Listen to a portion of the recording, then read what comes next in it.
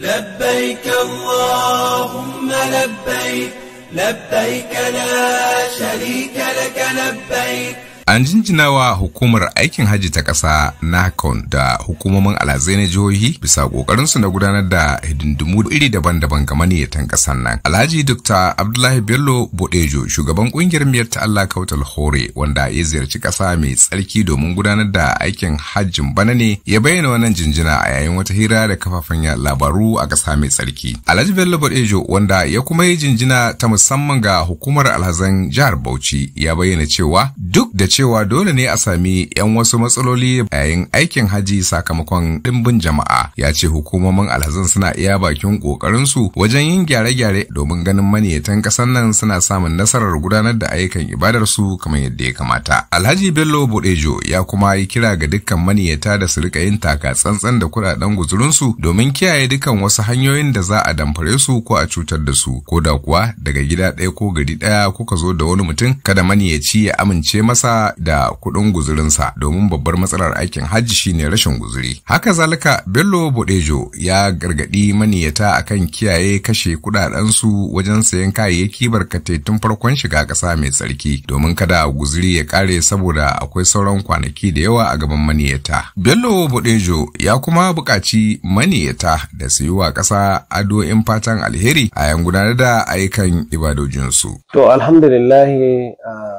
al'amara na aikin haji alhamdulillah yadda hukumar alhazai na Najeriya da kuma na jihohin Najeriya gaba ɗaya alhamdulillah suna ƙoƙari kwarai da gaske, amma a aikin haji wani abu ne wanda yake a duk yadda ake ciki, duk bitan da ake ciki da duk ƙoƙarin da ake yi, akwai abin da muke buƙata mutane, hukumomi na jihohi da kuma hukumomin alhazai na ƙasa su ƙara himma a kansa, musamman ta ma wayar da kan mutane akan abin da ya shafi kuɗi.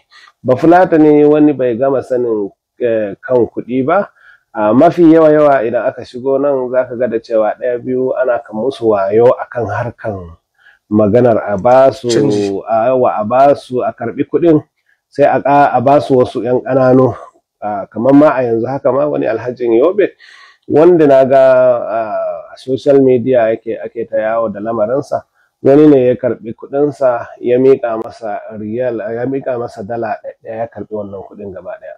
Alhamdulillah hukumomi suna ƙoƙari kwarai da gaske, daga kan bita har zuwa kan dukkan abin da ya shafi yadda za a gudanar da ayyukan hajjin. Alhamdulillah za a ga kaman a baya-bayan nan ma kamar hukumar alhazai na jihar Bauchi a ƙarƙashin mai girma gwamnan jihar Bauchi Dr. Bala Abdulkadir Muhammad ƙauren daular Usmaniya, na ga an yi abu a haji kam yadda za a gudanar da aikin haji daga kan abin da ya shafi dawafi kuma da zuwa sa'ayi da kuma maganar nafilan da ake a bayan mukama Ibrahim da sauransu. Muna bukata wasu jihohi su kwaikwayi irin wannan a ci gaba da yi, to amma kuma a duk abin da ake ciki idan idan aka samu akashi a bangaren kuɗi, to mutum yana iya samu rashin natsuwa, domin sai da natsuwa aikin ibadan nan za ta yi. To a mai da hankali a ƙara himma akan kowar faɗakar da mutane akan aikin haji, akan yadda za su riƙe kuɗaɗensu.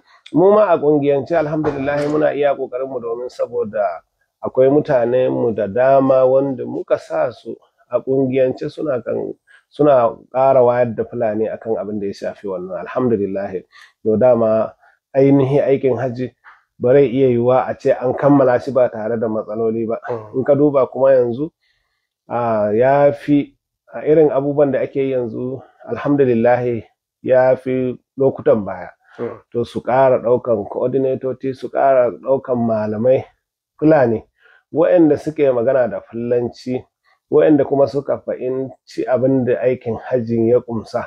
Alhamdulillah duk abin da kaga ake yi a jiha wani lokaci za a ga da cewa suna ɗaukan mutane, amma dukkan muna so idan za a ɗauki mutum coordinator ne a ɗauki mutumin wanda yake jin yare kuma yanda ya fahimci matsalolin hajjin da sauransu. Kada a rika ɗauko mutane wanda ba su fahimci lamarin ba su ɗora akan al'amarin. Alhamdulillah na ji daɗi ko mutum yana so ko mutum baya so a Najeriya kashi 75 duka mafi yawa al'amarin na Fulani ne.